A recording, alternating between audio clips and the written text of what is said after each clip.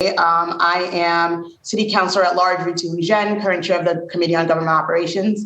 It's Thursday, September 8th, 2022. We are here today for a hearing on docket number 1017, petition for a special law regarding an act authorizing the City of Boston to establish fossil fuel-free standards for new construction and major renovation projects. This docket was referred to the committee on August 31st, 2022, and was sponsored by Mayor Wu. In accordance with Chapter 107 of the Acts of 2022, modifying certain requirements of the open meeting law and relieving public bodies of certain requirements, including the requirement that public bodies conduct its meeting in a public place that is open and physically accessible to the public. The City Council will be conducting this hearing virtually and is being recorded and live streamed. The public may watch this hearing at www.boston.gov/city-council.tv and on Xfinity 8 RCN 82, Verizon 964. If you are interested in participating virtually, please email Megan Kavanaugh at boston.gov. That's M as in Mary, EGHAN as in Nancy, Kavanaugh, KAVAN as in Nancy, AGH at boston.gov to receive the link. Written comments may be sent to the committee email at ccc.go@boston.gov. It will be made a part of the record and available to all councilors. Public testimony will be taken at the end of this hearing and will be limited to 2 or 3 minutes at the discretion of the chair. I am joined by members of the administration, Reverend Mariama White-Hammond, Chief of Environment, Energy, and Open Space, Dr. Allison Brizius, apologies if I didn't get that correctly, Commissioner of the Environment Department, Dr. Basola Ojukotu, Executive Director, Boston Public Health Commission, Sheila A. Dillon, Chief of Housing, Jessica Boatwright, Deputy Director, Department of Neighborhood Development, Joseph Backer, Development Officer, Mayor's Office of Housing, and Arthur Jemison, who will be on later, the Chief of Planning. We are also joined by my council colleagues, Councilor Kendra Latta, District 6, Council President Ed Flynn, District 2, and Councilor Kenzie Bach, District 8. Also joined by Councilor Brian Orrell, District 4, and I'm going to make sure that I'm not missing anyone. Moment. We also have our new Green New Deal Director, Oliver Sellers Garcia. Oh, welcome, Oliver, and thank you, Chief White-Hammond. I want to thank everyone for being here today and joining in this hearing. This home rule petition will enable the City of Boston to adopt and amend an ordinance or zoning code that sets restrictions or prohibitions on the use of fossil fuels in new constructions and major renovation projects.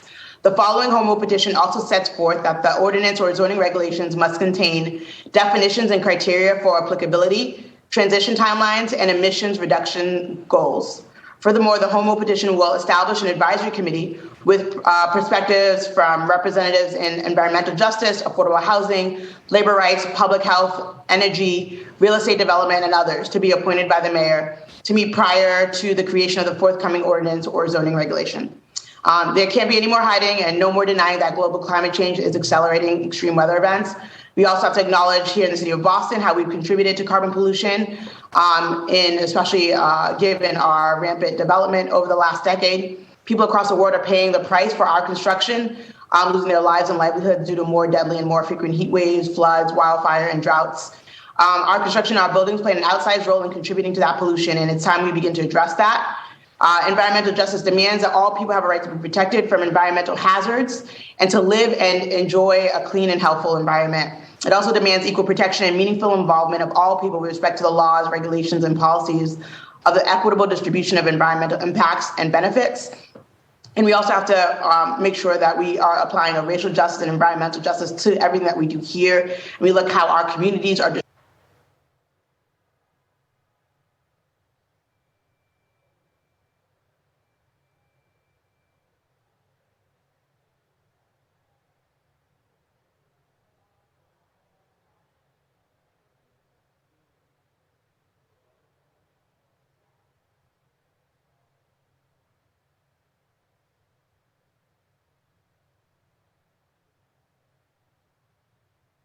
new standards, and that together in partnership we'll find a path forward to transition to a brighter, greener future.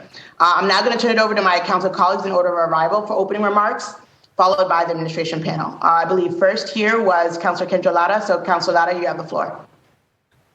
Thank you so much, Chair. I think that as the City of Boston continues to undergo a major building boom, we really want to make sure that the standards for new construction and the various forms of major renovation projects are eliminating the need for fossil fuel, or at least we're moving in that direction. And as the Chair of the Environmental Justice, Resiliency, and Parks Committee, I'm really excited about moving this home rule petition forward, but also about stewarding us through the process of engaging all of the stakeholders in creating an ordinance for the City of Boston that works for all of us. According to our own Building Emissions and Reduction and Disclosure Ordinance, or BERDO, what we call it for short, in 2021, our numbers showed that 70% of all of our greenhouse gas emissions come from our buildings. And so if we're really trying to reach our net zero emissions by 2050, we're going to have to ensure that all of our new projects, major renovations, are moving towards being fossil fuel free. I just want to echo the chair's sentiments in terms of making sure that we're including our labor, community, environmental justice communities, and all of the community-based organizations that have been doing this work in the process as we write our ordinance. But also wanted to highlight that the conversation that we're having today is not about that ordinance, but about this home rule petition. And that the home rule petition, for all intents and purposes, is effectively empty and will be sent to the State House to hold our spot as one of the 10 statewide communities, one of the possible 10 statewide communities that will have permission to implement this ordinance. And so we have a very long process ahead of us to create an ordinance that works for all of us, but this home rule petition is really just the beginning of it. So thank you. Thank you. Next up is, make sure I get the order right, is Council President Ed Flynn. Thank you, Madam Chair. I don't have any opening statement. Thank you. Thank you. Next up is Councillor Kenzie Bach. Thank you so much, Madam Chair, and thank you to the administration and colleagues for being on this. I really just want to echo your comments and Councillor Lara's. I think that we all know that the city's got aggressive goals, and sometimes we argue about whether they should be even more aggressive on the carbon neutral front. But of course, like, we aren't currently taking all the steps that we need to take to get there. And so I think that, moving towards a norm of fossil fuel free infrastructure is important for actually getting to those critical climate goals in the city. I'd also echo yours and Councillor Lara's comments about, I think, this needs to be done in partnership with labor. There's a reference in the home rule petition to, transition timelines. Certainly in my district, we're really excited about the possibility of making the steam that powers a lot of the larger buildings in my district green. So it's going to matter to me that we have a plan there. And also, it's, well, I understand why the state legislature exempted lab and hospital here at the state level. I'm concerned that we make sure that nothing we do here discourages the construction of housing, and especially affordable housing, because I see Chief Dillon on the call. Obviously that's a super critical policy goal of ours. But the way I feel about this is that all of those goals, high labor standards, housing, construction, they can all be aligned as part of the Green New Deal with our need to really embrace the fossil fuel free future. And as Councillor Lara and yourself alluded to, this home rule petition that we're considering today is really to make sure that we're in consideration to participate in the pilot program. And the time is now. The time was yesterday, really, is the truth in terms of all the things we need to do on the climate front. So proud to be here today in support of this and looking forward to the conversation. Thanks. Thank you, Councillor Bach. Next up is Councillor Brian Worrell. Thank you, Madam Chair, and thank you to the administration. And just excited for this home rule petition, but just want to echo everyone's comments about, making sure that when we are, keeping in mind green gentrification, doing this in partnership with labor, and also the impacts that it would have on developers and contractors of color as well. But looking forward to the conversation and shepherding this home rule petition through. Thank you, Councillor. Now we're going to move on to the administration. I believe first up we have Chief Mariama White-Hammond. Good morning. So we're here again. I'm really excited to partner with the City Council in moving this forward. As has been said many times, this is just about the sort of smaller piece, which is the home rule petition. And that sets the stage for the far more important piece, which is the really coming together to figure out how we create an ordinance.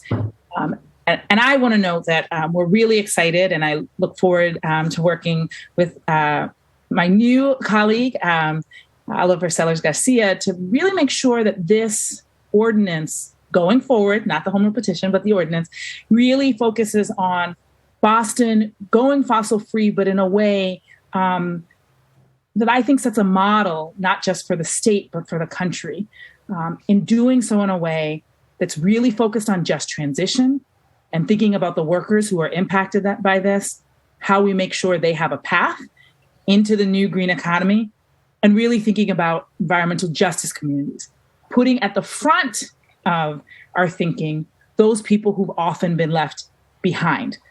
There are many ways that people have instituted this that have allowed people to exit the grid who had the most ability to do so, while leaving behind those who actually need the financial support, need the clean air the most. So I'm really excited to do this, not just because of the climate imperative, but the opportunity to do this in a Green New Deal way that looks at economic justice at the same time that we're really looking at climate change and environmental justice. And this will be one of the first things that Oliver and I get to do together. So I'm really looking forward to that opportunity, because this will impact not just private buildings, but also really gives the city an opportunity to take even greater leadership in the way that we're doing our own buildings, and allowing us to sort of set a higher standard. And I finally just want to note, I believe that Chief Jemison may not be able to join, is my understanding. And so I do want to raise up that BPDA and the Environment Department particularly have been having a lot of extensive conversations about how we really get net zero zoning and BERDO really moving in our community, and all the things that go forward. So we are excited by the opportunity that this will give us to continue that partnership. There's been a lot of excitement on BPDA's side to really work with us to think about how we do this in a right way. And I just want to also thank all the counselors who are here. Many of you have been strong partners on this, and we're excited to make this move forward. And I just want to shout out to Chief Dillon, who I just want to say there are many parts across the state, many places in the country where affordable housing ends up in battle with environment. And I want to uplift the fact that Chief Dillon and her team have always had a different approach that says we can do these two things together, that poor people deserve excellent housing just as much as everybody else. People deserve not to have to live with the kind of emissions that cut people's life short. So I just want to thank you for your leadership, and finally to Dr. Basolo, who does a lot of the work to help folks when the emissions that we currently put out affect their life expectancy and life opportunities. So I am hoping, Dr. Basolo, that this will make your job just a little bit easier as we hopefully improve the health of all of Boston's residents by really leaning in on this important work. And I'm going to hand it over to, as I said, our newest colleague, day 3 on the job, Oliver Sellers Garcia. He just needs to be bumped to panel chair. He's the phone number. Allison has shifted so that he can be on her screen. So if you, what says Allison Brizius is actually Oliver. Yeah, I think we're promoting him at the moment to be able to speak. I see him here. To the chair, if you can just put Allison on, and I'm in her office. Okay, there you go. We can hear you and see you. You're on. Well, I wish I was Allison Brizius, but I'm not. I'm Oliver Sellers Garcia. I am in my 3rd day with the city as the Boston Green New Deal director, and it's such a pleasure to talk to the committee for the first time about this wonderful topic. So welcome, Oliver, and thanks for being here with us this morning. Thank you very much, Chair and councilors. So I just want to repeat some of the things that the councilors and Reverend Mariama have said that are just so important about getting this right for Boston. We know that there's other communities in the Commonwealth that are working on this, and we're excited about being part of this cohort. But I really think what we're going to strive for in this process is to really come up with the best model that reflects the values, the reality, and also the places where we can go in Boston. And that is really centered on the need for more healthy, affordable housing, and also the opportunity that greening our building stock really can do for our economy. So I just want to highlight a couple other things, and that is really, we'll be looking to do a process that considers some key elements, thinking about efficiency as well as banning fossil fuels, because really these go hand in hand, and they are what makes homes comfortable and affordable. Really, as others have mentioned, really seeing how we can work with labor to make this a model of a just transition.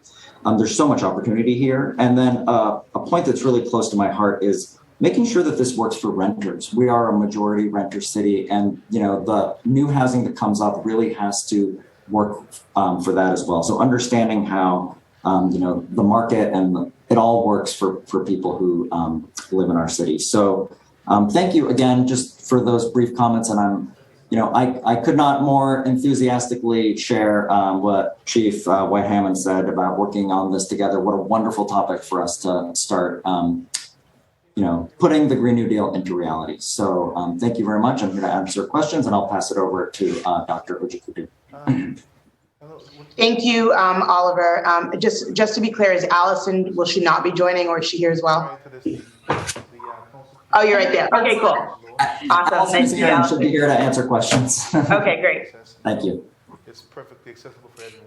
Great. Should I go ahead, Chairwoman? Yes. Okay. Good morning. My name is, hi, how are you?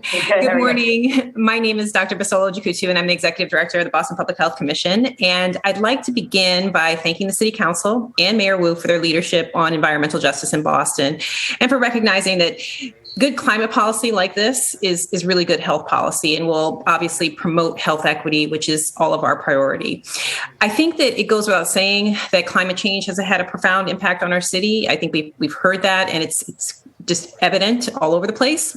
But what we haven't talked about enough is the impact of climate change on the health and health outcomes of our residents. Weather emergencies like extreme heat exacerbate chronic illness like heart disease and respiratory disorders. I don't think we all recognize the impact that air pollution has in terms of when we burn fossil fuels, we create these emissions, they create fine particulate matter, it aggravates asthma, increases lung infection, causes higher rates of both lung cancer and heart disease. And frankly, there have been large studies which show that it causes premature death. Even my colleagues, other doctors, don't recognize this critical impact. And what we've seen is that lower income individuals, particularly people of color, the youngest and the oldest among us, are really disproportionately impacted by this health threat. Weather emergencies like we saw, in July and August place our most vulnerable residents at higher risk for medical emergencies, and certainly stretch our resources. For example, during August, Boston EMS saw a 15 to 20% increase in daily call volume. And a lot of that was due to these, instances that were related to weather emergency and to the heat emergency that we all experienced. It's really difficult to estimate the toll the climate change and air pollution will have on the health of our residents over time, but we can estimate that it will be significant. If greenhouse emissions continue at the current rate, in about 50 years, Boston will likely experience a full 2 months worth of days over 90 degrees Fahrenheit in a year. And that, as you can imagine, will significantly increase the need for, resources and impact on people's health. It may seem like, 50 years is a long time from now, but it really isn't. So the good news is that we are taking action now. We're fighting to achieve climate justice, which hopefully will mean fewer weather emergencies and fewer heat islands. So people in neighborhoods like Mattapan and Roxbury will less likely to suffer from heat-related illnesses. Climate justice also means fewer airborne pollutants and greenhouse gas emissions. So communities like Chinatown will note lower rates of asthma, where we know that there are disproportionate rates in terms of asthma and respiratory illnesses. Climate justice also means just a safer, healthier, and more equitable Boston for generations to come. this proposed home rule petition will, hopefully lead to meaningful policy change that will improve health outcomes and lead to longer term change, overall throughout the city. So thank you again to the committee for putting forth this effort, for allowing me to testify today, to talk to you about some of the specific health impacts of climate change and air pollution. I'm really incredibly excited about this effort, and I'm happy to answer any questions. Thank you. We have enough. We probably would like to have less. Thank you, Dr. Chakoti, and thank you for all the work that you do. Next up, we have, is it Chief Dillon? Do I see her? Thank you. Good morning, and thank you, Madam Chair and councilors, for holding this hearing. It's probably one of the most important issues that we can collectively tackle. So just for the record, the Mayor's Office of Housing is very supportive of this home rule petition that would provide the city of Boston at this point the option to create a local ordinance that would restrict or eliminate the use of fossil fuels. And we are especially excited to support this because this ordinance would be crafted with the input from community members, stakeholders, businesses that may be impacted by it. So the idea that we're going to have a very good collective conversation and end up with an ordinance that works for the city of Boston is very, very exciting. I'll just say very briefly that, it's been said multiple times by many of the councilor members today and others that buildings in Boston account for the majority of our greenhouse gas emissions. And because of this, Mayor's Office of Housing is now requiring that new affordable housing developments seeking our financial assistance and approvals follow zero emission building requirements and use electricity and on-site photovoltaics as their sole or primary fuel source. And while these requirements are relatively new, and we all know that when, change happens, especially in a high cost construction environment, there can be a lot of pushback. There hasn't been. There has been really solid cooperation from our development community because they realize that affordable housing and our environment cannot be bifurcated. They're both important and they need to support each other. I'll wrap up by saying that we are working really, really hard to increase the amount of affordable housing in Boston. But all of us feel in the community, at Mayor's Office of Housing, staff, that if our new buildings, of which there are many, I think we have like over 1,000 units in construction right now and a pipeline of another 1,000, and that's how it generally is. If our new buildings are going to make the environment worse, then we're not succeeding. So it's really important that we come together, have a conversation, and really move sustainability, both around housing costs and the environment together. So I'll stop there, and I do have staff here if there's specific questions about the requirements. Thank you. Thanks, Chief Dillon. Appreciate your words here. I don't know if Jessica Boatwright was also going to speak, or if it was just if we had questions, she'd be ready to address them. Awesome, and that's true also for Joe. Hi, Joe. That's right. Okay, awesome. And then I hear that I think he made it on. Chief Jemison, is he here? Let me just. I was told he was logging on. Oh, and I'd also like to mention that we've been joined by my city council colleague representing District 1, Councilor Gigi Coletta. So welcome, Councilor Coletta.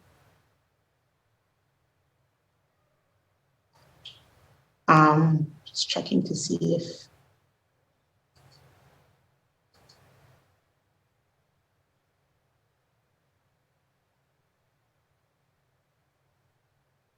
Awesome. Chief Jemison, I see you here. You have the floor. Welcome.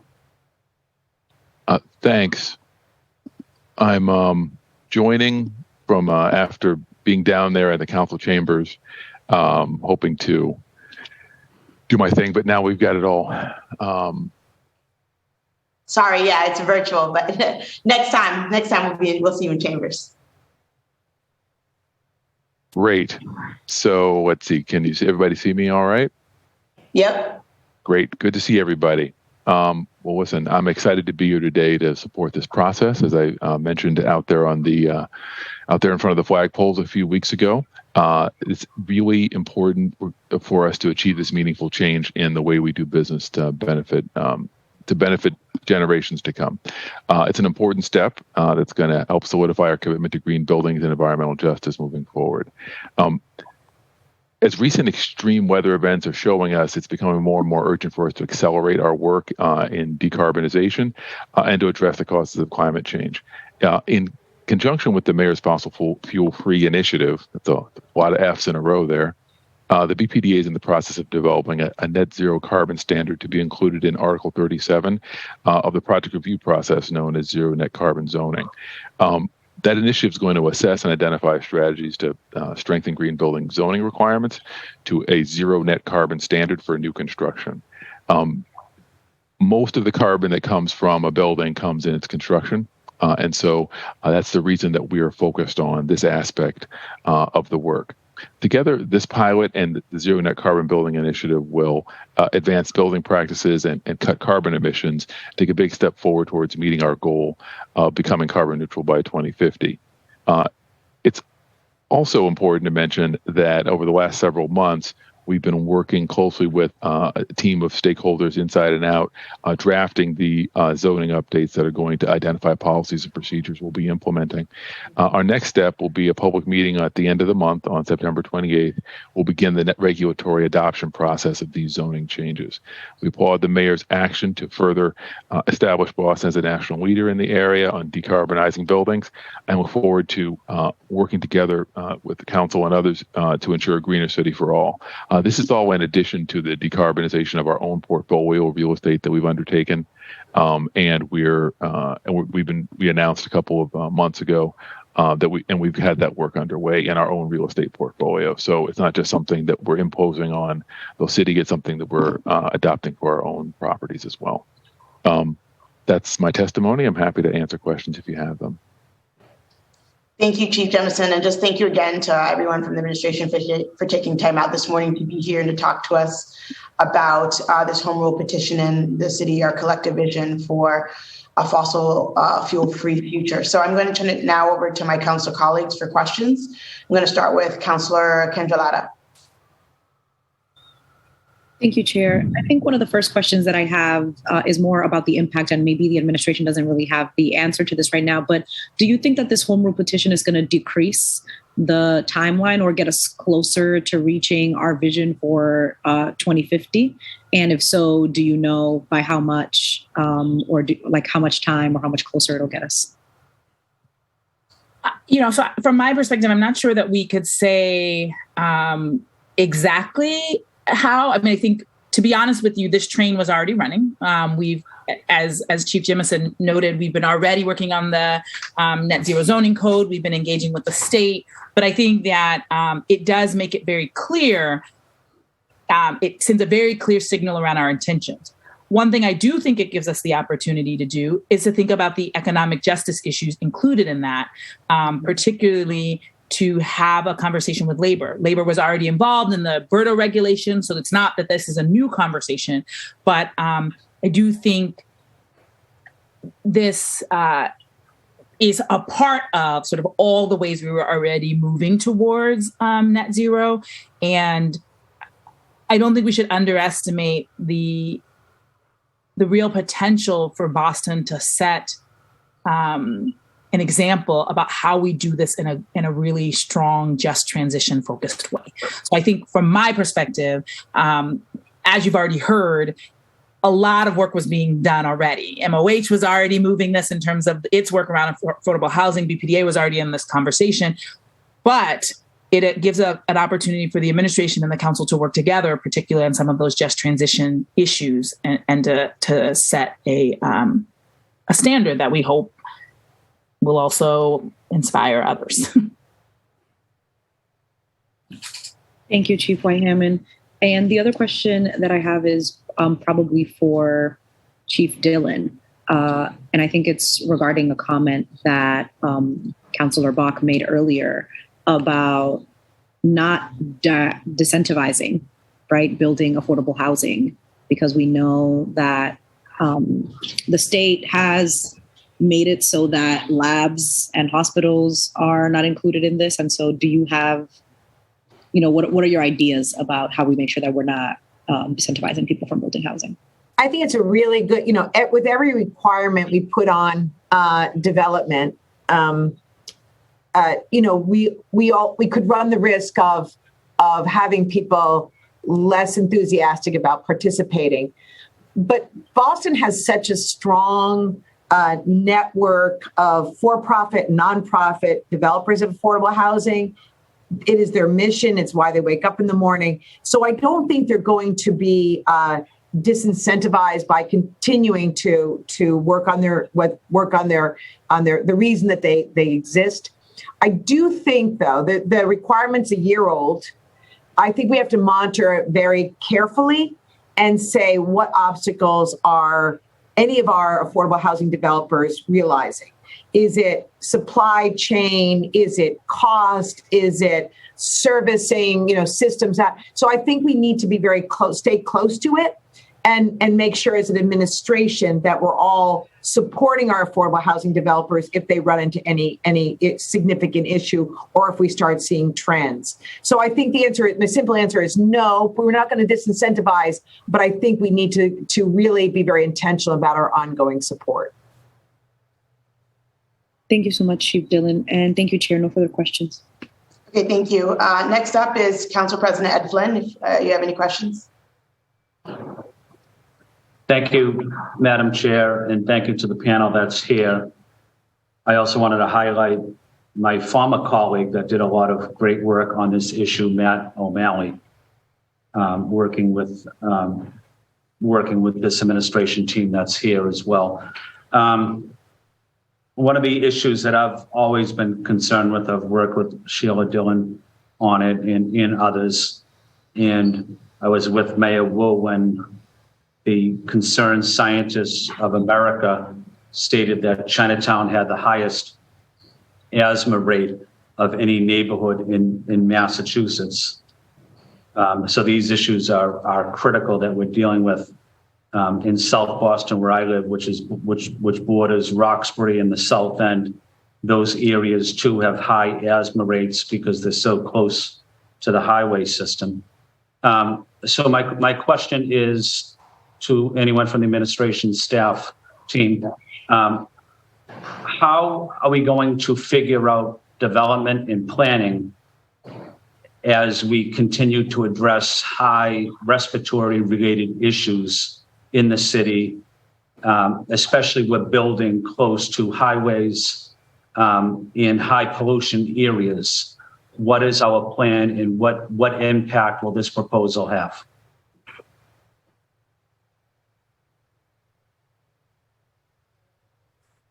So I think that it crosses over a number of us. So I'll just take one small piece. I was on the call this morning with the Chinatown Coalition and having a conversation and really looking at, I think we are going to need to look at every development. We're going to need to ask the question, and this is a conversation we've already been having with the BPDA. Boston has made a choice that we're going to look at nature-based solutions in all of the work that we do as much as we possibly can. And so I think looking at every development, looking at how can we maximize the ability to plant trees, which do a lot of important work, both in mitigating some of the impact of emissions, but also helping us respond when they help keep us cooler, they help clean the air, they have a number of different roles, and how we maximize open space, because on the whole, open space doesn't emit, and open space, creates an opportunity for folks to have some respite. So I think that's one of the things that we have to really look at. I think this home rule petition is moving us to an ordinance that's helping us to do the other piece. So we have to reduce the amount of emissions we're putting out, and we also have to be looking at the ways that we can counteract the emissions that are there. And I think we have to have a robust strategy on both sides in every single development. So really looking at both the emissions and side of it and the resilience side. How are we making sure that our buildings are doing the least harm possible, and then also how are we dealing with mitigating and blunting those impacts when they are there. I do think you were raising another thing, which I think is really key, is transportation. This part of it doesn't really quite get on that, but I think there are a lot of other conversations, as we talked about, enhancing the bike network on Tuesday. I saw all of the same folks at that because we are all in that same conversation about how do we move people away from polluting forms of transportation that impact their own health and their neighbors to the kinds of forms of transportation that, one, not only do they not emit, but they may help us drop a few pounds and help us deal with some issues around heart disease and other negative impacts. I know at that press conference, we mentioned that both Councillor Bach and myself, our parents are now bike riders, which my dad became a bike rider in his 70s. So I am certainly concerned to make sure that experience is as safe as possible. So I think there's a whole suite of things we have to do, but I think you're absolutely right. Development has to be looked at through that lens. And so I know when developers come forward, we're also asking them things like, how many bike racks are you installing in your building? Because if people want to use low emitting forms of transportation, they have to have a place to put them. They have to have as much consideration as being put on cars and other forms of transportation that are not so helpful to us. So that would be, that's a big question. There's a lot of things we have to do together, but I hope that was mention a few things that we have been doing, and really I want to note highly collaboratively and across the administration. Thank you, Reverend. Thank you, Reverend. I know in Chinatown we have the lowest number of trees of any neighborhood in the city. We also have the fewest parks and open space, green space in the city. We have a tiny park called Tai Tung Village Park, as you know. So I think there's more we need to do as a city to make sure residents in Chinatown have the same open space and trees as any other neighborhood. And sometimes I get frustrated at that we don't, but I'm going to continue to advocate that. I support this proposal, but support me on, ensuring Chinatown has more open space and has more trees and dealing with some of this environmental challenges as well. I have no further comments. Thank you, Madam Chair. Thank you, President Flynn, and thank you, Reverend Mariama, for your answer. I also want to note that we've been joined by my council colleague, Councillor Baker. We're going to move on next for questions to Councillor Bach. Thank you so much, Madam Chair, and thanks again to all the panelists. I think just like I was thinking, Councillor Lara asked one of my questions. I guess what I was thinking about is the fact that if we do this right, I think that there's the opportunity to really solve like a technology problem. Like what I hear from, our smaller housing developers, including our affordable housing developers, is, what we really need is these fossil fuel free systems to be kind of just like standard stuff that everyone is used to doing, that are easy to get the parts for, et cetera. And so there's a little bit of a chicken and egg thing where it's like, when they're not the standard, then they're more expensive, which then makes them something that people don't necessarily want to do. You have that incentive problem. But of course, if we could just drive the market, then that would change it. And so that's why, to me, I just want to flag again that to me, that's the really important sort of like magical balance to get right with transition timelines here, is like, how are we doing things that are aggressive enough that it makes everybody who thought that they could just go on installing fossil fuel-based systems for another couple of decades realize that they need alternatives, but also gives enough heads up that those alternatives can come into place. Because my sense is that for it to really work for our affordable housing developers in the long term, it just needs to become more of a norm in the residential market.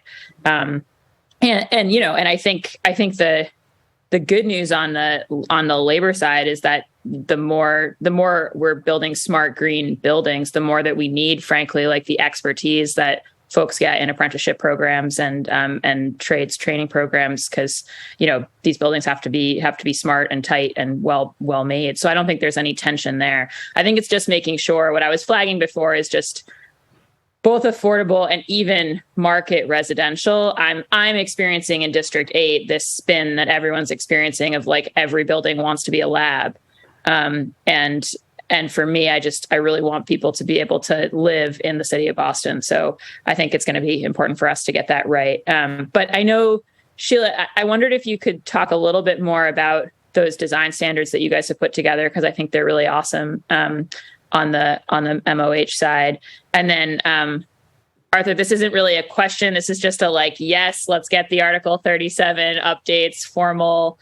Also, I think Councilor Lara will serve on the Birdo committee for the council, but let's get all that in. It feels to me like all this stuff can come together in a really excellent way that incentivizes everybody and doesn't hold us back on any fronts, but it kind of all needs to line up. So I don't know, Sheila, if you wanted to speak a little bit. Yeah, I'm going to hand this over to Joe so he can briefly kind of summarize, because he's in it every single day. I do want to quickly respond, though. I'm not worried about the larger rental owners and management companies. So, they're going to figure it out. They're going to get the systems working, and they're going to be able to maintain them. We are building a lot more affordable home ownership. So I agree with you 100% that we need to be able. So when Mr. and Mrs. Jones's new home system, when the system goes out, that they can call anyone and they can get their systems repaired or replaced. So I think it's a really very critical issue that you're raising. But Joe, can you summarize very quickly the standard that that have in place? Yep. Thanks, Sheila, and thanks, Councilor Buck. So in 2020, we released a set of building guidelines for all of our development partners to use. And I think to the councilor's point, there is a real balance to be struck in terms of achieving the objectives of net zero carbon emissions, but without necessarily getting too far out in front of the technology. So the guidelines were designed to be not prescriptive in terms of the specific building technologies or equipment to be used, but rather to set forth a number of paths that different development teams could use in terms of building insulation and envelope design, appliances to be used, the use of solar photovoltaics on rooftops, and as well as offsite PV. Just a number of different approaches that could be used from small to large scale residential buildings that from our team's analysis would not present a large cost premium and would put buildings on a path to net zero carbon emissions along or on the timeline that the city has outlined. Great. Thanks so much, Joe. No, and I think that's great work. And I think it's a good kind of example of the type of work that the city has to do on this. But just again to repeat, because I've got to jump off the call in a minute, Madam Chair, just to say that, to me, it seems like there are so many steps here, and there's writing the best possible ordinance, and there's getting all these pieces aligned. And for us to take any of those steps, we need to take this first step of raising our hand and saying to the state, hey, we want to do this. We want to do this right. I'll say not for nothing also that the technical expertise and kind of governance know-how on this call, I think, is another part of the argument for Boston doing this, because I think that, a lot of our smaller towns, while it's true that they're smaller and not as complicated and don't have as much of a market, they also don't necessarily have the kind of the deep bench in terms of staff and know-how and expertise that we have here in the city of Boston. So I think the opportunity for us to kind of drive what's the most effective direction here to really hit our carbon goals, that's another piece of the puzzle. So thank you so much, Madam Chair. Those are all my questions. Thank you, Councillor. Moving on to Councillor Worrell. Thank you, Madam Chair, and thank you to the panel. A lot of my questions have been asked, but I just want to, reiterate, making sure that, we're using this moment as economic justice as well, so that we're not putting anyone out of the game when it comes to developers or, to your point, Chief Dillon, our homeowners. So getting that timeline right. So my question would be, has there been any preliminary studies that the administration has, done that can indicate the benefits and the risks of said program?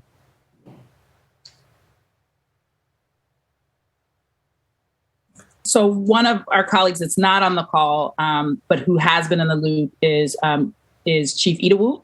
But I will say it's hard to study the economics when we don't yet know what the policy parameters are yet in terms of sort of what we'd be asking and those sort of things. So I think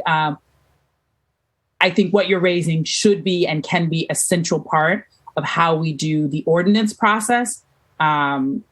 As we really sort of sit down and look at what's that timeline look like? How do we, so there, I think you're raising a key question.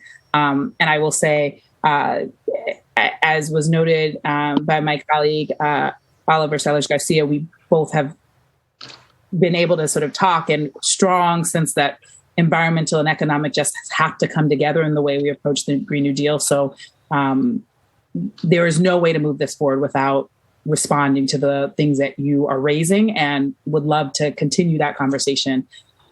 We're still pretty early, so we haven't yet done that work. Thank you for that. And then Chief Dillon, I know you spoke about, the affordable housing and the developers in that space. Can you talk about, do you see this, creating less enthusiasm for developers or contractors of color? I don't, but we haven't seen that yet. And we've had one funding round, and actually participation from developers and contractors of color is better than it has been. But I think, Counselor, it's something that we need to be incredibly mindful of, right? If we're starting to see a trend, if our requirements are becoming burdensome, we're not giving our contractors the support that they need, the developers that they need. We're seeing people or businesses stopping, no longer participating. Then we've got to respond very, very quickly. We got to pivot and we got to respond and we got to give support. So I think part of this is let's develop really good standards, fair standards that everybody can come together on. But then wherever we land, there's got to be a support component. And I agree with you. We need to study and evaluate as soon as we put something into place to make sure that there's no unintended consequences. This has to be about racial justice. This has to be about improving the environment. We can't lose any affordable housing, and we can't lose economic participation. So I think it's fair standards, good standards, bold standards, and then ongoing evaluation and support. But no, we haven't seen it yet to date. Thank you. And then just, I know Councilor Block has mentioned this, just getting it right for, renters, homeowners in that space as well. I think that timeline needs to, make sure that we're not pricing people out of the city of Boston through doing this as well. But Madam Chair, are we not talking about the language in the home rule petition at the moment? If you have comments about the language in the home rule petition, you can feel free to mention them and bring them up right now. There are 5 sections. It's a pretty short home rule petition to the State House, but you can feel free to mention any concerns you may have or thoughts. All right. One of my questions around the language is: was there a reason why it doesn't clarify the home rule petition doesn't clarify the structure of the advisory committee, like how many members will be serving on it, and of those members, if there's one position or for racial justice or affordable housing, is there any reason why that wasn't spelled out? My understanding is that we wanted to negotiate that with the city council, and we had. So the reality is that there was a little bit of a time crunch because there's only 10 communities allowed to participate. And so we wanted to make sure that we filed it so we were in line to actually be able to participate, but not to fill it with details that we felt should be negotiated with you. So we had a conversation with Councilor Lara early on to make sure it clarifies the intention to get it right in terms of who's in the mix. But we felt like those kinds of details should be done together in the ordinance process, not codified in the home rule petition in a way that we might come to do our ordinance process, think something should be different, but could not change it because we'd already put it in the home rule petition. So I think that we're trying to find a balance between making it clear what our intention was, but giving the flexibility to work with the council on what the right process and approach was going forward. All right, that's good to know. And I would just want to name, I know we have environmental justice, and a lot of these terms or language in this is overlapping. But I would want to name that racial equity, somewhere is on there, and then also like the impacts on what the advisory committee will be, reporting back to the city is also the impacts of racial equity and of economic justice as well. Those would be my two things that I would like to see in it. Yeah, so I think we originally put environmental justice hoping to hold both of those, but I don't think we would have any objection. I don't know what the process is moving forward, but I do think one could either decide to amend the home rule petition, or we could just actually engage in some deeper dialogue as we talk about like who's on that that commission or the committee that's working on it, and how we make sure that that's incorporated in. I have, as someone who is not engaged in sort of I did engage in the original writing and the submission, but I don't know what it takes for you all to be able to amend that. But I will say we already have the expectation that those kinds of nitty-gritty details would be part of the next step in the ordinance process led by Councilor Lara. So that those have already been discussed, but Councilor Lara, you may want to address sort of your thoughts about what the best approach is. Thank you, Reverend Mariama, and thank you, Councilor Rowell. Those additions, currently in the home rule petition process, we could make them if we so choose before it's passed or before it's introduced during the council meeting. One last question, Councilor Louis-Jen, is it says that the mayor gets to appoint. I didn't see a role for the city councilors to be able to offer up a list, that the mayor gets to choose from. So like in the selection process. So just wanted to see if there's a role that, city council can also play into like the selection process of who goes on to the advisory committee. Because right now the home rule petition does not read that way. Okay, great. Thank you, Councilor Rao, for those comments. I see Councilor Lara's hand up, and it may be in direct response to something that Reverend Mariama stated. So, Councilor Lara, you can have the opportunity to make a quick comment. Thank you, Chair. I just wanted to share a little bit about, I wanted to just affirm Councilor Worrell's request. I think that the process that we've been looking at and how we've been having the conversation is to do it in a similar way how we did the Commission for Black Men and Boys, where the city council did offer and then the mayor had, and we kind of like, it was a collaborative process where we selected who the members were.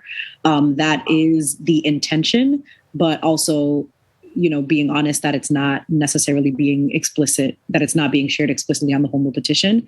I would advocate that if there are changes to the language, that we make those changes here during this hearing. We are in a time crunch in terms of like getting it up to the state, getting the home rule petition up to the State House to make sure that we hold our spot. And so our attempt is to make the home rule petition as open-ended as possible so that we can have the conversation in the ordinance process about how everything looks like. And so if making it less specific so that we can, or just basically making it less specific or adding different language here that makes it so that everybody feels on it, because we would have to have, I think, unless we make changes here, we would have to have another working session for it. And I don't know. and maybe Chief White-Hammond or anybody from the administration can talk about where that would put us, because I believe that there are 2 people who are already preparing to file the home rule petition as well. It is our deep hope that this could move forward in this session, because it is possible that if we take longer, we will lose our place in line. So that is the reality. And I think, so I think we tried to leave it vague enough that it gave us space to move forward, because yes, there are other municipalities who've already filed these and others in consideration right now. And DOER is also working on sort of how they're going to regulate those. So economic justice, racial justice, clearly things we wanted to be included. So I don't have a problem with those specific things. I would be concerned if it means delaying the process. But if it can be done easily, then I think that's reflective of ideas and conversations that we've already had. So, thank you, Reverend Mariama. Yeah, the suggestions that Councilor Royal raised don't seem to be welcomed by the administration, by the City Council, and I think that those would be pretty easy changes to make to the home rule petition. So, thank you for those comments. Next, we have Councilor Coletta. I think I was here first. Oh, were you? I'm sorry. I believe so, yeah. Oh, okay. Councilor Baker, you can have the floor. Well, just first off saying, I think that this meeting here should be in the chamber. Just to be clear, I think there were some technical difficulties in letting people in. I do think Councilor Coletta was here first, but maybe was in the room later. So, but go ahead. Okay. Go ahead. Thank you. Let me just state first, I think, especially where we're trying to rush this through here and vote next week, this isn't ready to vote on next week. We're looking to ban gas laterals to all new construction here. That's a big thing that we're going to do. And for us to think that we'll be able to do this and not affect the economy, not affect what happens in building in Boston, I just think is absurd that we're actually here saying this. We'll need a in-person working session. Let's have it tomorrow if we're in such a rush. We'll need an in-person working session. That's just a couple points. We started, Sheila, I think it was you that not on the call. Sheila Dillon here. Talk about incentives. Sheila had to step off, but myself and Joe Backer are here to talk about housing. And who are you? Jessica Boatwright. I'm the Deputy Director for Housing Development in the Mayor's Office of Housing. Okay, so we talked about incentives, right? I think if we incentivize developers, and Arthur Jemison's gone too? Is Arthur Jemison gone too? I don't see him currently on the list. I believe he may have left. Yeah. Okay. So if we're going to talk about incentivizing, for instance, if we just incentivize new buildings to be able to, we would tell them that we would cut a year or 2 years off your planning process. Everyone would be in line to do electrical. Everyone. But there's no incentives like that. Dot Block took 8 years to plan. If that were 5 years, they'd sign on to electric all day long. We're not incentivizing the building community at all. This is definitely going to hurt the economy in Boston. So anybody want to talk to how we're incentivizing builders? So I think that the thing is that, and we sort of discussed it, there's 2 parts to this process. The first is to say we have an intention to create an ordinance. That has to be filed now. The second is to actually write the ordinance. And the things that you're raising are the kinds of things that we would need to negotiate for the actual ordinance. So the thing that has to be rushed is to just say, yes, we are going to begin an ordinance process. You have to put that into the state, or else they won't consider you as a community that could even be part of the pilot. Then you actually have to write the policy. So I think that's the home rule petition. Yeah. So the home rule petition just says, "Hey, we want to write an ordinance. We're going to write an ordinance." Then all of those things that you're raising, which I think there's some really exciting ideas that you've raised, those are part of the actual ordinance process. So that's why we aren't yet talking about that, because we have to put together a committee of people that would even help lead this process, figure out the community engagement. People will have to put forward lots of suggestions, and then we'll have to figure out how to put them all into an ordinance that would actually be Boston's policy. Where when we have the conversations, we should have someone on this, a professional to talk about the electric grid, what's going to happen with the electric grid in the next couple of years if we go all electric. And I know from experience that electric heat is a lot more expensive than gas. So there's real concerns for the little person here. The large developers, no problem. Give the city whatever you want. We'll do electrical. But there's still no real incentive there to do this. It's all punitive. And that's where I have the problem. And I thought there were already 10 communities in line. So one of the key things is that in order to be considered, you have to have met your Chapter 40B affordable housing. Not all of the communities. We do. Not all of the communities who are in line meet that. Okay, that makes sense. So this is a home rule petition that just goes up to put us in line. Yes. But then we've got, to your point, a whole lot of work to do around deciding what it looks like. And I don't know if you were on at the very beginning, but we started with the reality that many previous ordinances have not addressed some of the economic justice issues that we think are pretty important. And so this is an opportunity for Boston to put forward something that really thinks about just transition for workers and how we make this affordable and accessible for everyone, with a particular focus on people who are experiencing energy challenges right now. I think that's everybody. Everybody. I mean, gas bills, electric bills are all $500 a month now. That's everybody. And I don't think we're going to do anything in this ordinance here that will speak to that. I think your energy costs, especially with this happening here, are going to double. I think it's a dangerous thing that we're looking to do here. I understand that we're trying to decarbonize, but I believe that the way in doing that is in incentivizing and not in blocking gas laterals. It makes me feel a little better that this is just going to be a placeholder, and the ordinance will actually, and this is to you, Madam Chair, will actually be in person, in rooms, working this out to face, because the Zoom just doesn't work, especially when you're doing intricate. I mean, we're talking about legislation here that we want to just rush. And because the other side of the hall wants us to rush this across, we're going to bring this to a vote. So to me, it doesn't seem like it's quite ready. All of our colleagues on here, but I know I'm the lone man on this here, so you guys probably already have the vote, which is fine too. Councilor Baker, if you're done with your questions, thank you. You are not the lone vote here, person here. This home rule petition, the language in here is very general, and it is us, as Reverend Mariama stated, raising our hands saying that we want to be considered as part of the pilot program, so that we can begin to think about what an ordinance looks like.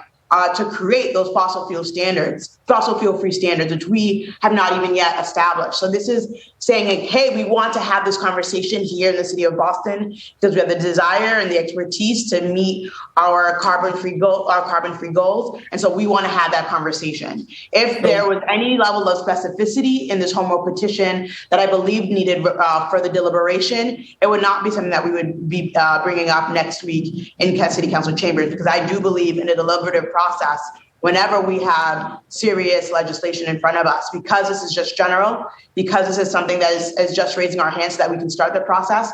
I do think that it is a fair timeline for us to consider, but I do hear your concerns about oftentimes feeling like we're moving too quickly. Here, this is not something where I feel like we will need to have, significant deliberations on, because the language is general and it's just about our participation before we can move forward.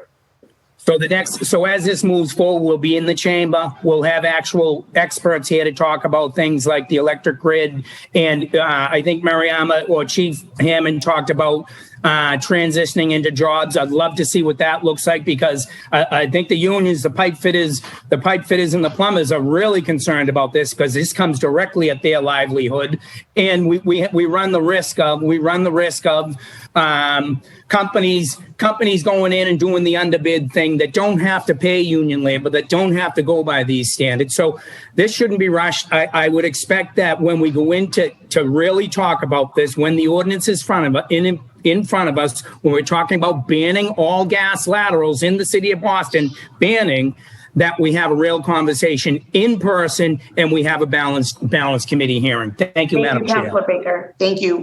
You missed the beginning of the hearing where myself and other councilors mentioned how this is happening in partnership with the building trades. Before this meeting, I had a conversation with folks in the building trades about this home rule petition. So I think everything that you're stating is everyone is considering. We are considering having everyone at the table to be part of this discussion, right? This is a partnership in terms of how we're building a city that we want to see that is addressing the issues of climate justice, but also understanding the importance of building in our city and the importance of our trades having the expertise necessary to build in a fossil-free way, right? That expertise is going to live in our building trades, and I think that we all acknowledge that. And so having everyone part of this conversation is what's happening. It's what has already been happening, and it's what's going to continue to happen as we transition, hopefully, from a home rule petition to zoning amendments and ordinances that reflect the partnership that and the coming together of minds on these issues. So I see Councilor Bach's hand up. If you want to make a quick, Councilor Bach. I'm not done. More than the building trades. We need small developers here. We need people that can talk to the electrical grid. It's more than just the building trades here. And the people that are in charge of these departments should stay on this till they're in. Because I didn't have any department head here to ask a question. Chief Jemison is back to ask the question. So I want to just admit that I have to run. I actually had something, we've scheduled this, but Commissioner Brizius is on, and Oliver Sellers Garcia, who is the new Green New Deal director, are both on. They can answer questions, any that I would have answered. Thank you, Reverend Mariama. Councilor Baker, do you have a question that you would like to address to Chief Jemison, who is on this call? You're on mute, Councilor Baker. Where is he? Councilor Baker, you have about 2 minutes, though, because we've spent a lot of time on you, and so we need to be able to move on to our next colleague. Spent too much time on me? Arthur, what do you think? What do you think the reaction to the economy we do when we ban gas laterals? Do you think this has any sort of reaction in the economy with the building? So I think the answer is going to be there will be a reaction. I think the question is, are we going to introduce these new rules in a way where all of the interests involved have a chance to sort of bring their concerns forward and identify the right way to do it, the right phasing, the right details, the right exemptions? I think we're going to have a process like the one we've been doing with zoning, where we've had NAIOP and UOI and all the other interest groups in the business voicing their opinions and questions and concerns. So we're going to have a collaborative process of implementation, because that's the only way we're going to do it. We don't want to put any of the people you've described out of business. So we have to do this in a way that they're at the table. And can you speak to the electric grid at all? I'm actually not the right person to speak to the electric grid. I think the electric grid does need to be addressed in this discussion. And just a point to put in your head, if we incentivize and cut years off the planning process, Dot Block was 8 years before they got a shovel in the ground. We're now over at Columbia Point in our 5th year of planning. So cut some years off that. If people agree to go electric, I think you won't have a problem. Thank you. I agree. We do have to have incentives, 100%. Thank you. Thank you, Councilor Baker. Thank you, Chief Jemison. Councilor Bach, I will take you out of turn if you are 30 seconds and no more. Thank you. I just wanted to say very briefly, because the whole conversation about the home rule, that people should understand that this is a super unusual situation where in some ways I wouldn't even spend that much time working on the home rule, even on the question of like how the committee's set up, because this home rule, usually they only count if they actually get passed at the state level. But in this case, this legislature decided to use the filing of a home rule as the way of raising your hand. So the funny thing is, like, we're probably going to have to reach an agreement, council and mayor, informally about how to constitute the committee and work on the ordinance before such a home rule would ever pass the legislature. But it matters when we file it, as people have been saying, in relationship to DOR issuing the rules next summer. So I just wanted to flag for everybody that it's a really unusual situation where just the filing of a home rule is a ticket punch, and that's not normal and it's not how it usually works. But I think that's why it makes sense the way that you said we're approaching this here, where it's really about the general point. of raising our hand rather than the specifics of the language. So thank you, Madam Chair. Thank you. Councillor Coletta, thank you for your patience. You have the floor now to ask any questions. Thank you, Madam Chair. Good morning, everybody. Apologies that I'm late. So if my comments and questions are repetitive, I am so sorry. I'll try to be brief, but just happy to be here as the District 1 City Councilor representing my hometown of East Boston, which is an environmental justice community, as well as Charlestown and the North End. And I, for one, am excited about this. I think that this is a pathway to a just transition to a clean energy future, all of the language that everyone's been using. So I just want to thank the Wu administration, of course, the sponsor, Councilor Laura, for her hard work, and others on this call for acting swiftly. And I haven't met the Green New Deal advisor, Oliver Sellers Garcia, so just want to say hello and thank you again for your work and look forward to working with you.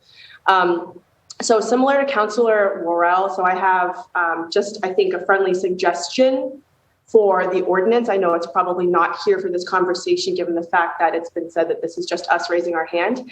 But I also had questions about who the players are that would be on the committee helping to craft this, as well as oversight and accountability moving forward. And, I'm always in the mindset that it's just good governance to memorialize the council's role in appointments from an oversight standpoint.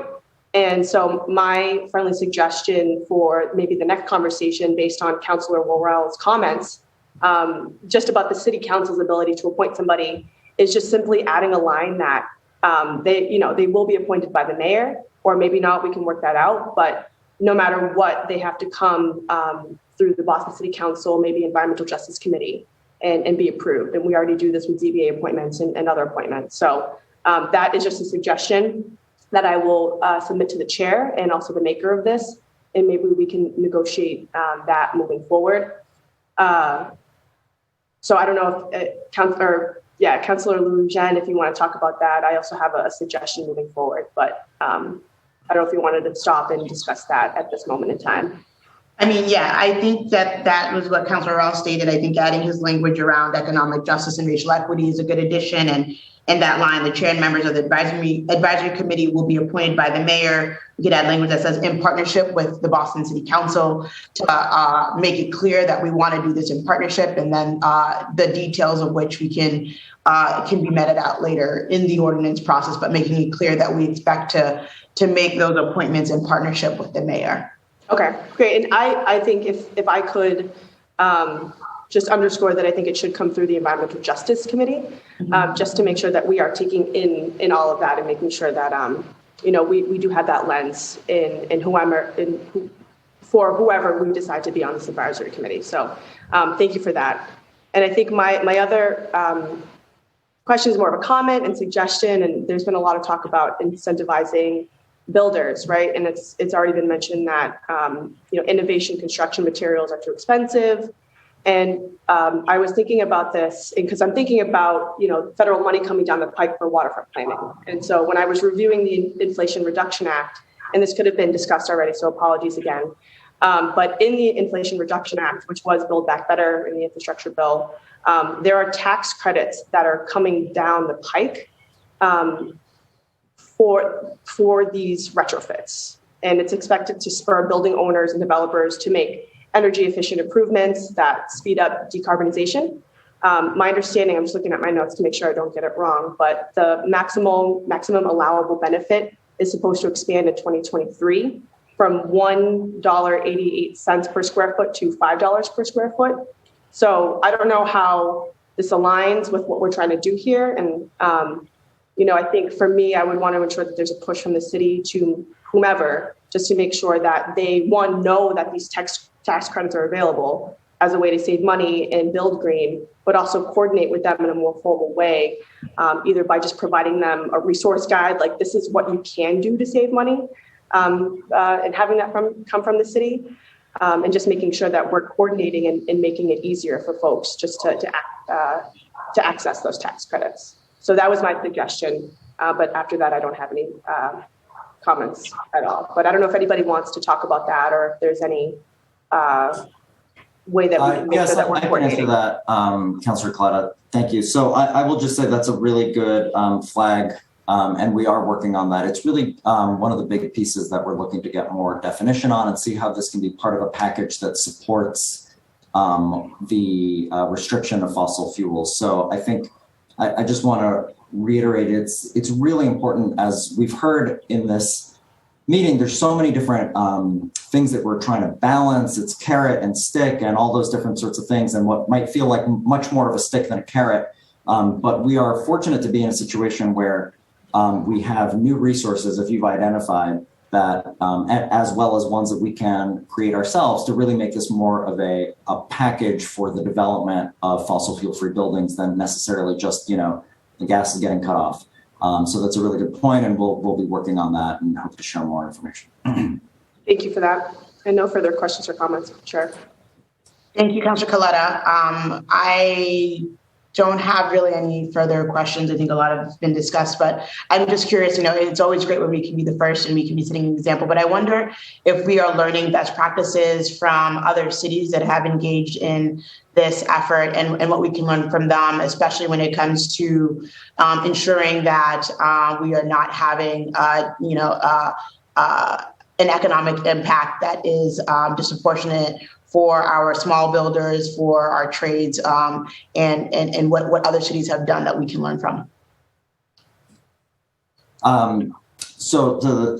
Madam Chair, I'll just give you another answer that this is also something that we're involved in a number of networks with other cities. So, we're all kind of tackling this at the same time. So it's going to be important to understand where there are maybe, I would say, some, emerging shoots of practices that can really work with the just transition and labor specifically, but also to look at sort of the overall regulation of fossil fuel free buildings. So in short, we are working with other cities. I would also just say the other cities in Massachusetts that are already listed and others that are considering it, we're very close partners with them. And so are really, while, my initial comments were stressing some of the differences between Boston and some of these other towns, we really have much more in common in terms of the regulatory environment, the expensive, construction environment.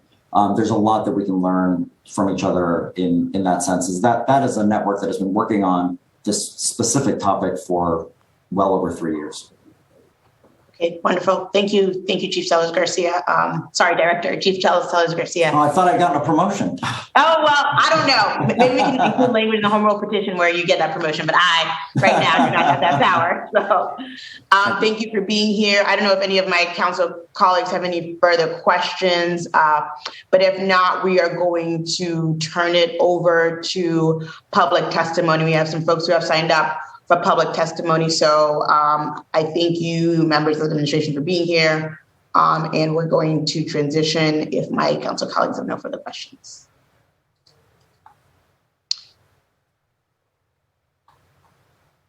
So first up for public testimony, I'll be promoting you to join us here as a panelist, and you'll have 2 minutes to offer testimony. Let me just set it up so that.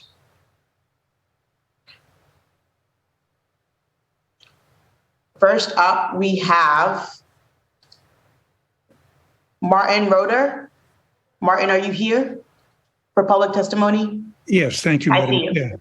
Thank you. Your 2 minutes begins now. Thank you very much. So I would like to express my full support for this home rule petition. When you're stuck in a hole, the first step is to stop digging. When you're polluting, you should stop installing additional sources of pollution and begin replacing those that already exist. I think it's critical that Boston, as the most important city and economic engine in the Commonwealth, participate in this pilot project in order that it has the best possible impact in assuring we build more sustainable and healthy buildings for our daily activities. I recognize the critical role of timing in all of this, so I'm not going to address questions to do with the home rule petition itself as it's currently formulated. But I would like to draw your attention to something that will come up in the ordinance process. The ordinance must be constructed with no leaks, unlike the gas pipelines that we currently use, because otherwise, regrettably, there are powerful interests such as National Grid, which will continue to their mischief of undermining our efforts to achieve a clean energy economy. They are aggressively presenting plans for so-called fossil-free gases to deliver to our homes as if they will be a solution to the pollution we now suffer from. I know all about fossils. In fact, some of my grandchildren think I am one, because apparently I went through school and college and brought up their parents without ever having a cell phone.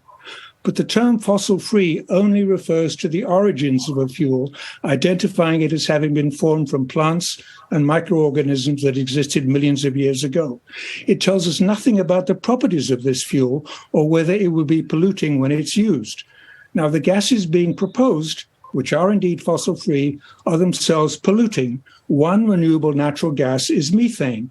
As Shakespeare might say, what we call methane by any other name smells, burns, and pollutes the same. The other, hydrogen, is a significant greenhouse gas, very prone to leaks. It generates toxic nitrous oxides when it's burnt in air.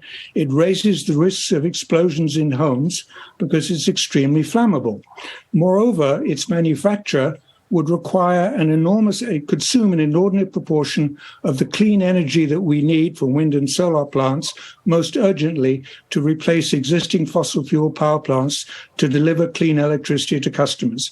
So National Grid and others are in effect proposing to offer us fossil fuel-free pollutants in place of fossil fuel pollutants. The ordinance must be written so as to exclude these fake solutions, even though they can be strictly defined as fossil fuel free. I hope this is helpful, and I would like to thank you and the members of the city administration and others who are working very hard to move us in a sensible direction. And I wish you the best of luck and hope that I and others, my colleagues in Green Gas Leaks Allies, the MIT Alumni for Climate Action, and other organizations will be able to help you in making sure that this works, taking account of the strong emphasis you're placing, quite correctly, on the needs for environmental justice and an equitable future for our energy economy. Thank you for the opportunity to testify. Thank you, Martin. I appreciate your testimony and the humor you provided as well. Next up is Andy Krasner. I don't see Andy currently on the list. Oh, Andy, there you are. Okay. Sorry, I went away for just a second. Yes, I'm here. Good. Your 2 minutes starts now, Andy. Thank you. Good afternoon, and thank you, Madam Chair and councilors. My name is Andy Krasner. I'm the program manager for climate and health for Greater Boston Physicians for Social Responsibility, which is a member of the Boston Clean Energy Coalition, and I'm a longtime volunteer with Mothers Out Front JP team. The organizations I represent are all in favor of passing this home rule petition, which allows Boston the possibility to participate in the 10-town demonstration project.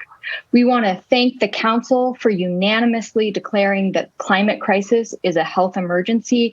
The council did so in January 2020. And we want to let you know that over 100 health organizations and 46 million healthcare providers across the world have echoed Boston's statement that the climate is a health emergency.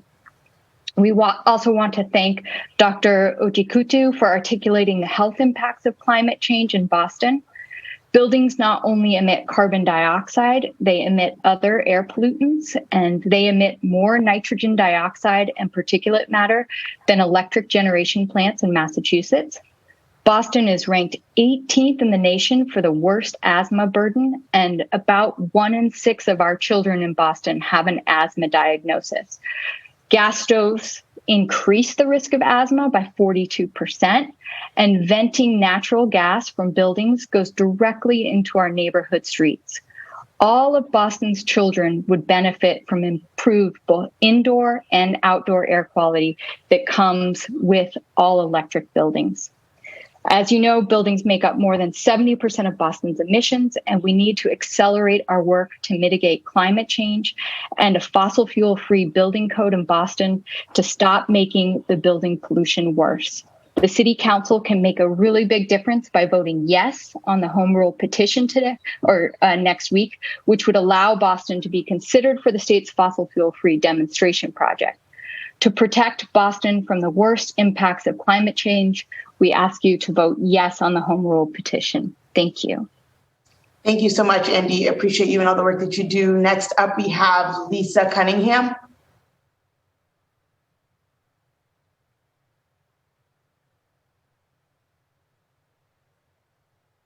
Hi, Lisa. You have the floor. Oh. Your 2 minutes starts.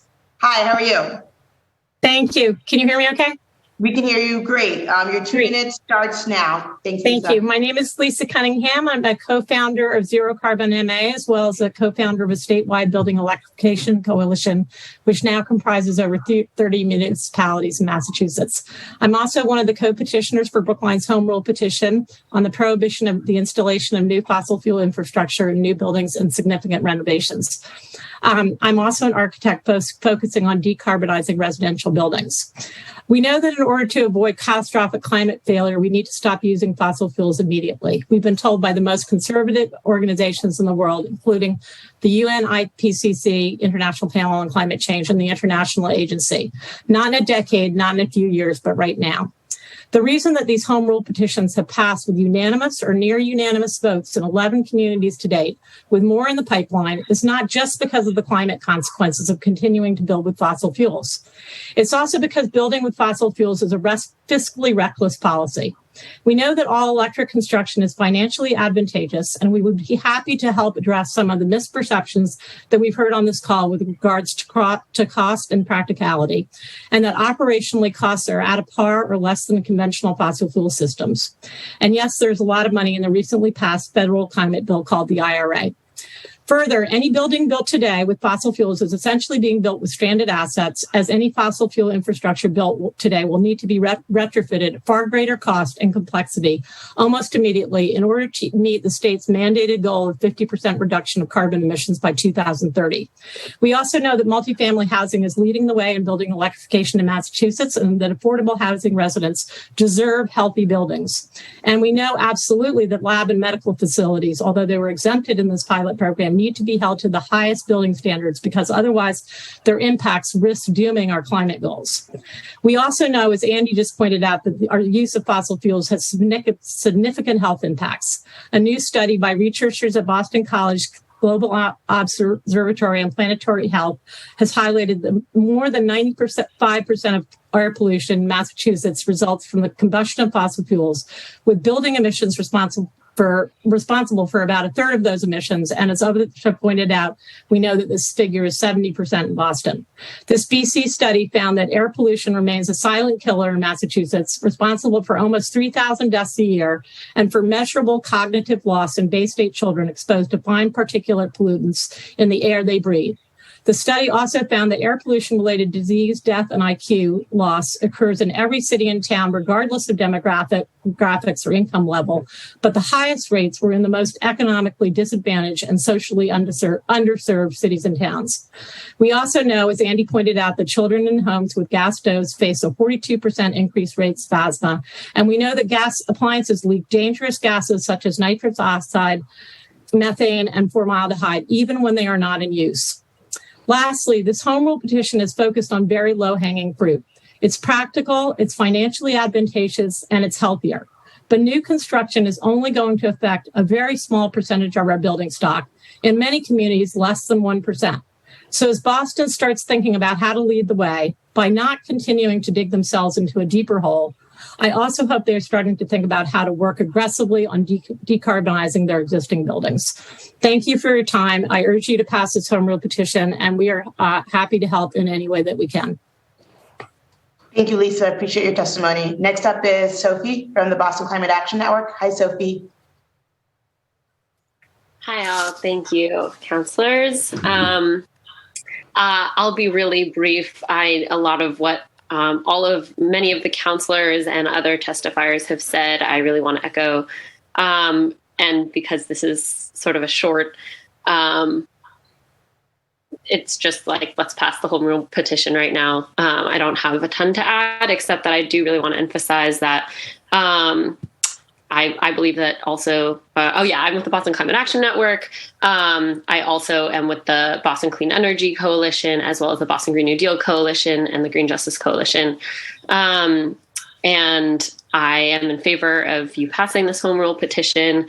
Boston is a huge environmental justice, or encompasses an enormous number of environmental justice communities in the state of Massachusetts. And as we have discussed many times during this call and elsewhere, those communities are most threatened by climate change and pollution. And as others have mentioned, we really don't need to be digging ourselves into an even deeper hole. Banning new fossil fuel construction is sort of the most basic first step that we could be taking to address this unique opportunity to genuinely demonstrate Boston's leadership across the state and country. We need to be part of this demonstration project as one of the largest emitters and environmental justice community conglomerations in the state. And electric construction will address health inequity, air pollution, heat island, all of these things that are negatively impacting our Black and Brown and low income communities disproportionately. So this is a very necessary first step that we collectively should have taken long ago, but now that we have the opportunity to, it would be a really bad opportunity to miss. So really appreciate all of the sentiments here on this call.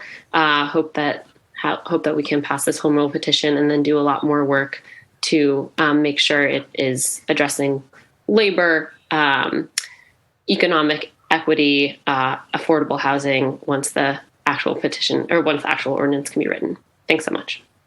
Thanks so much, Sophie. Appreciate your testimony. Next up is Casey Bowers from ELM Action Fund. Hi, Casey.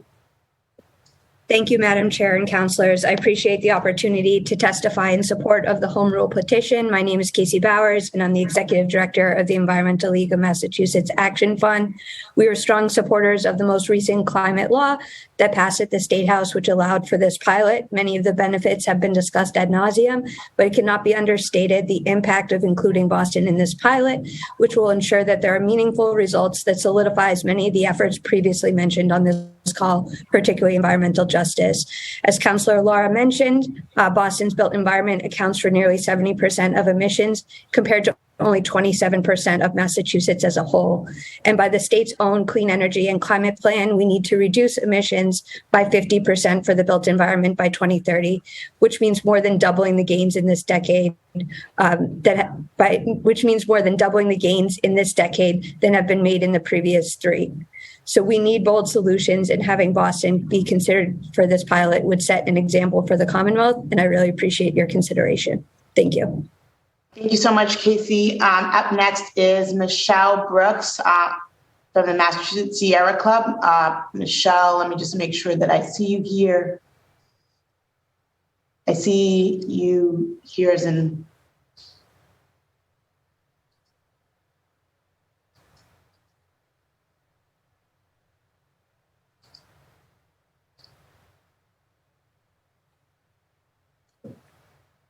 Do we have Michelle in the room? I see you. I see Sierra Club. You have the floor, Michelle. Oh, okay. Thank you. You're welcome. Do I need to turn video on, or is this? It's up to you. You're fine to speak that way. We can hear you clear. Your 2 minutes can start now with video or without.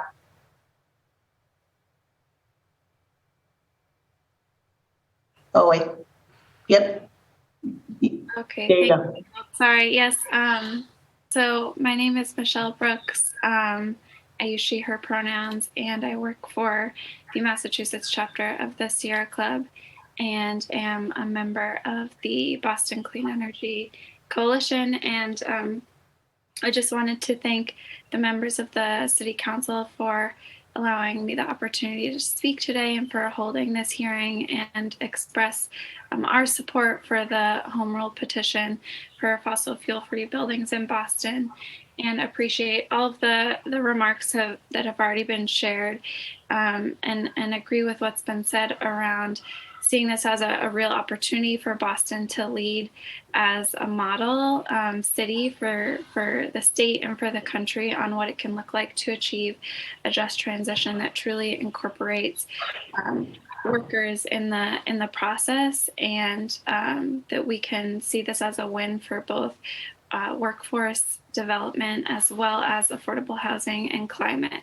And so just some things that I wanted to share that I apologize, I had to step out for a bit earlier, so I'm not sure if some of these things that have already been covered, but with all electric buildings being safer, healthier, and more cost effective, we know that this can have a huge impact for our most vulnerable households and environmental justice communities in terms of reducing air pollution and benefiting folks who do suffer from asthma in the city. And then in addition to that, just some of the ways that we know that all electric buildings can be cost effective. Some different studies that have been done, including the Built Environment Plus study in 2019 that found that zero energy buildings are already being built today with zero additional upfront costs, and return on investments for new and existing office buildings can be as little as 1 year.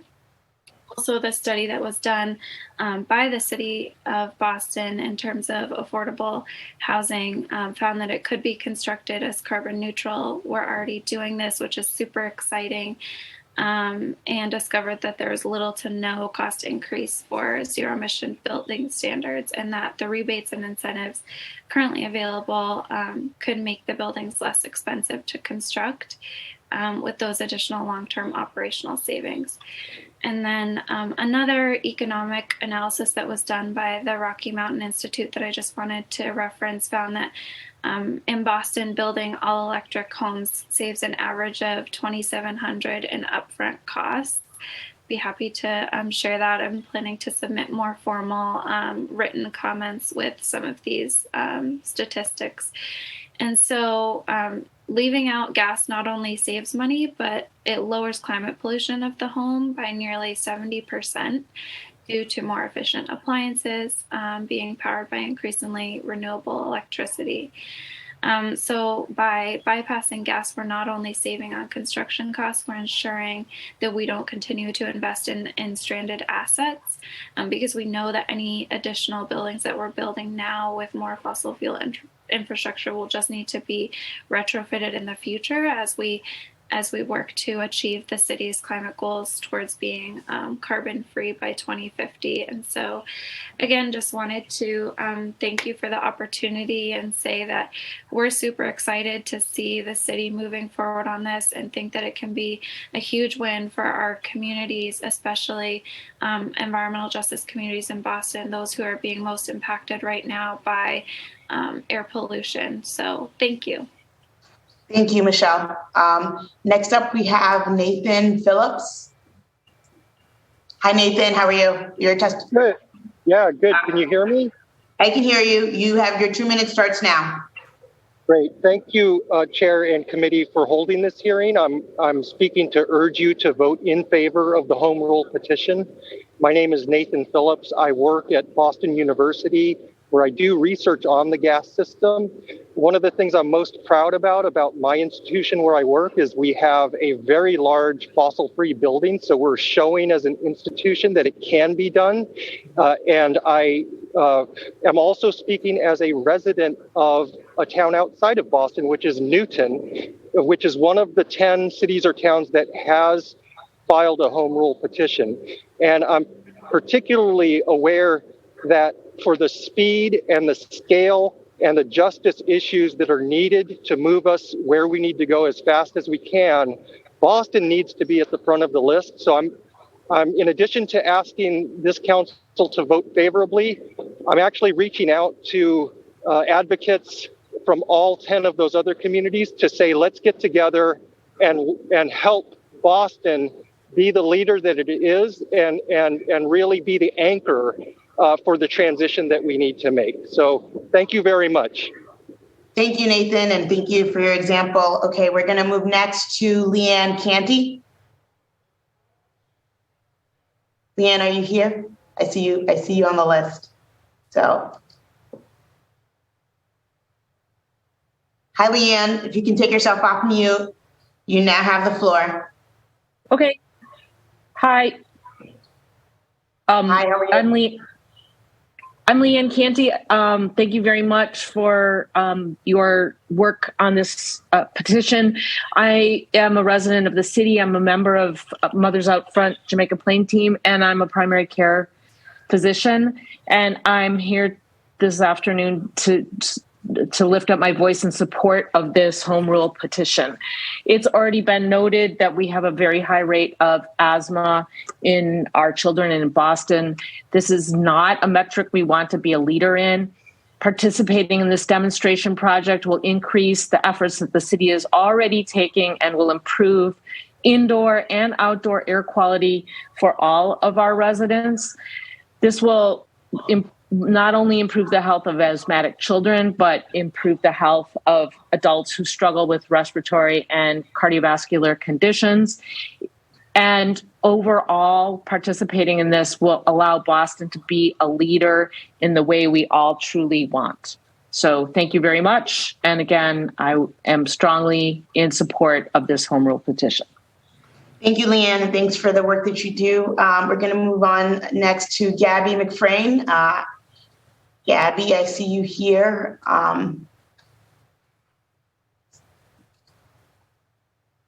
There you are.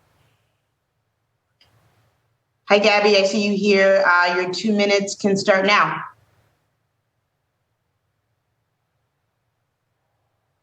Oh, you just put yourself back on mute. Sorry, there we go. Okay, hi, sorry about that. My name, thank you for having me. My name is Gabby McFrain. I live in Jamaica Plain, and I'm also a volunteer with Mothers Out Front JP. And I also am in favor of passing the home rule petition. I won't take up too much time repeating all the others, the reasons that the others have stated about the urgency here, but I would just implore you all to pass the petition for us and our kids. I'm also thrilled to hear and hearing all of the continued focus on a just transition and the pushes that each counselor seems to be making toward not leaving people behind. So I appreciate that, and thank you for the time. Thanks, Gabby. Appreciate your testimony. I don't know if we have any other folks. I do see someone, Bruce Broisman, on the list. If you have testimony to share. I'm actually Councillor Worrell's policy director. Oh, so here. Sorry. Bruce. Hi, Bruce. Let me just make sure that there's no one else that we have waiting to speak. I think that may be everyone.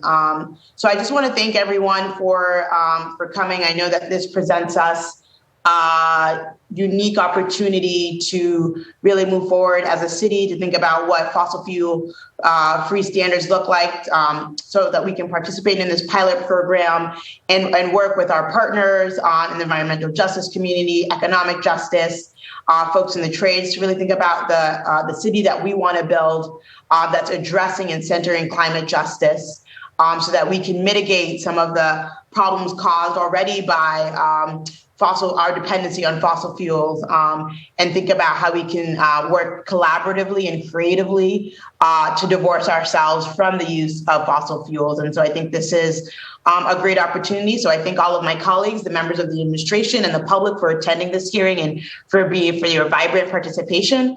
I want to thank the sponsor here, who is Mayor Michelle Wu, for submitting this docket. Written comments, which we've already received in droves, will continue to be accepted for the next 48 hours after this hearing. And you can send any comments or any additional research to committee email at ccc.go@boston.gov. Again, that's ccc.go@boston.gov. And it will be made a part of the record and available to all counselors.